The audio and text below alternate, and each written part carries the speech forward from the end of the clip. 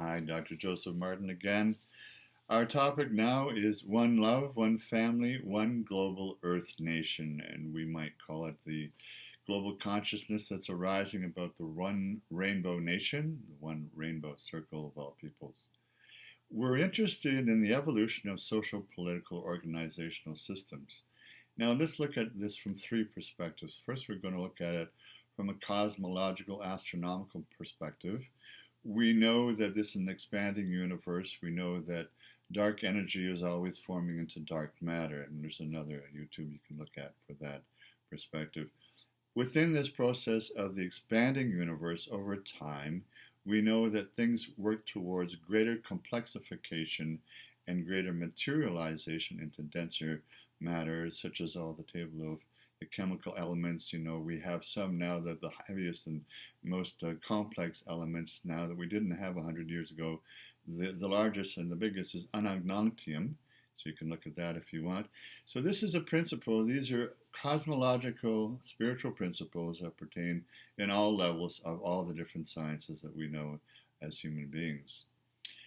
Secondly, we're going to look at this from an anthropological, historical perspective of how this works. Well, we know that humans have been on planet Earth for at least 2 million years that we know from archaeology and physical anthropology, but probably more likely 4 million years. In the earliest times, we had small little band societies of anywhere from a few extended families, 25 people, to maybe 250 people. And the whole planet was just covered with these small band societies. They led to larger societies that we can call tribes. Tribes have, of course, more complexity, larger population, and they can run up to about 10,000 people or so. And most of the First Nations, during the invasion of the European empires here in North America, Central and South America, were tribes. Then we have chiefdoms, which are even larger, more complexified, and greater and grander populations and different hierarchical classes and castes and so on. These chiefdoms can run up to 250,000, 500,000 people.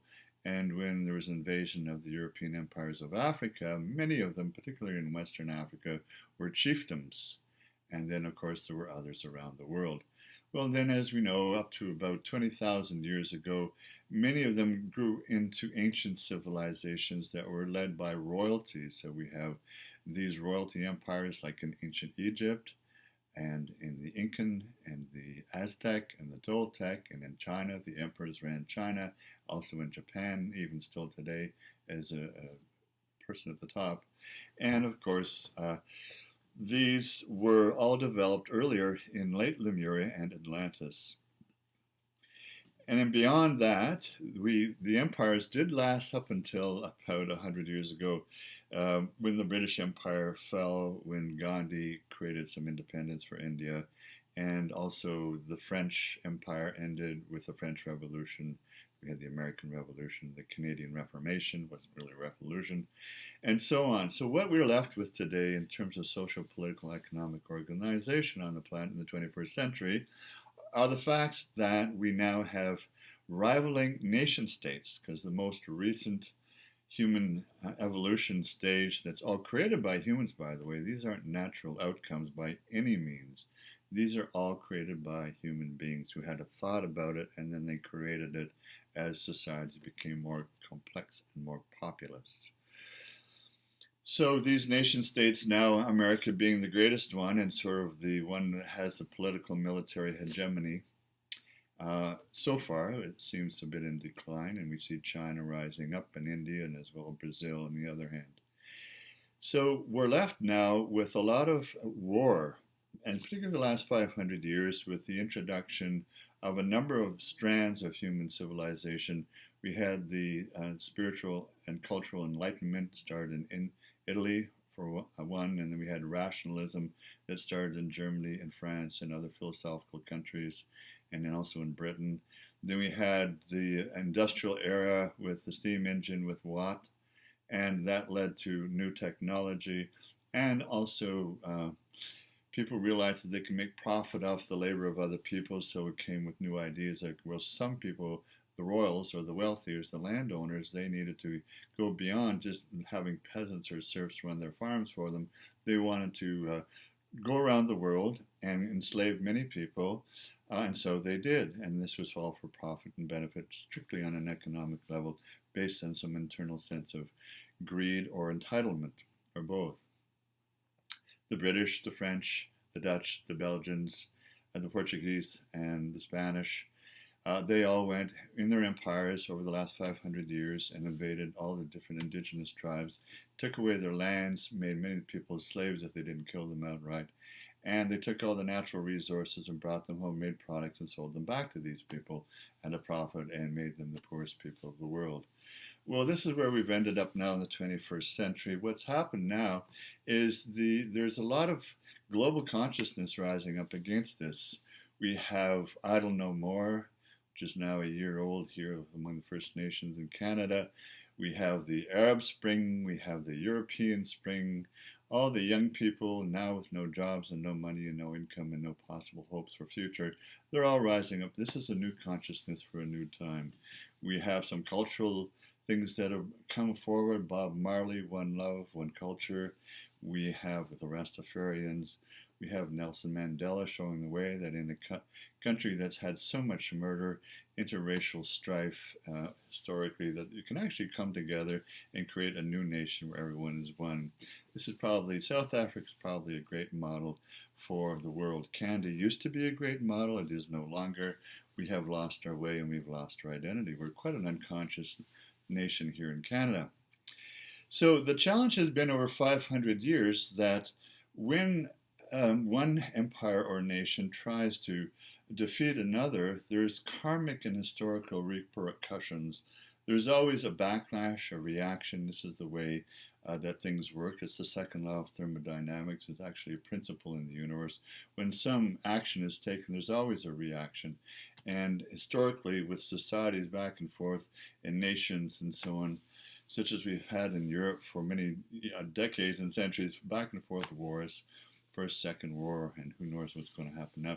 There's a karmic resolution that's a bit of a collective conscious kind of backlash, and there's also a collective unconscious backlash, which waves over us sooner or later in time after things like this have been done. Well, there may be some good news, because as complexification happens among all the societies, the nation states of the world, and the population is growing, as we know, dwindling resources, there's an interesting thing happening. One is interracial marriage, which was not even acceptable as a value 50, 60 years ago in America or anywhere in the world. All the nation states kept to themselves, and they all intermarried just with their own nation, their own ethnic group, their own language group, and so on. Now you find people intermarrying all over the world, and that's kind of switched it up and changed it for a lot of people. There are no more clear boundaries between nations or languages or religions anymore. People of different religious backgrounds are intermarrying all over the place, and religion really is on the wane, which is an interesting thing in itself, because there's more freedom personally and individually for people now. As well, there's mass migrations throughout the borders of all the cultures of the world and the countries because of climate change and war and illness and disease and poverty and drought and of course just looking for work, and because you can't work or don't have a place in your own home nation. So this switching it up and mass migration is really leading us to one global family. The children of the interracial marriages, they all look more or less similar. And you know, Brazil, who's had this interracial marriage, the first country in the world, for about 70 years now, there really is no racism or prejudice based on skin color, which is interesting. So maybe Brazil's a good nation to look at, how they've achieved that with some kind of interracial harmony and fun, some kind of a big fiesta, and enjoyment of life, and just supporting all peoples. Interesting then, so where do you think that we're going to go with the next higher level social political organization? Now, we know that basically economics is based on politics. Let's just work on a little bit of a hierarchy. Politics, which is where we are in society today, there's a lot of international politics going on, it's all based on economy and international trade and resources taken from all the different cultures and countries of the world. And so we're at a bit of a stalemate here with the economy and knowing what kind of a economy will work. Capitalism is a bit, the fair market does not really work anymore, and people are realizing that, which is why we have all the Occupy movements, among other things. And economy is based on social organization. Social organization is based on culture and cultural changes, which is values, worldview, and ethos, and arts and music, and so on. And that's based on human psychology and human needs and human motivations. The psychology is based on our own biology and our own need to deal with action reaction within ourselves and take that to some higher level. What I'm trying to state here is that individuals and societies are seeing the opposite complementaries that have been at war within ourselves as individuals and as countries, and we need to take that and consciously make it into a higher evolutionary syncretic unity so that we're able to actually survive what we're going through. This is all good news. It's a global consciousness shifting up peoples in their own way, in their own time, in their own purposefulness and finding meaning, but also nations are starting to take this clearly into account. They realize that unless we all work together, none of us may end up being alive here on the planet. The good news is change is possible and doable. Humans are infinitely adaptable. We can take some headlines from the permanent, purposeful cosmological spiritual principles and work with those, and this will be the source of many of the things that we'll look at in future videos and in our online work with I Am Self-Worth and many other kinds of activities on our websites. Stay tuned. Good to hear from you. If you want to send some feedback, that would be great. Feedback is always part of this dialogical interchange and moving it up. Take care. God bless. All love and support. One love, one people, one heart, one mind, one drum, as Tashuka Wheatcore Crazy Horse says.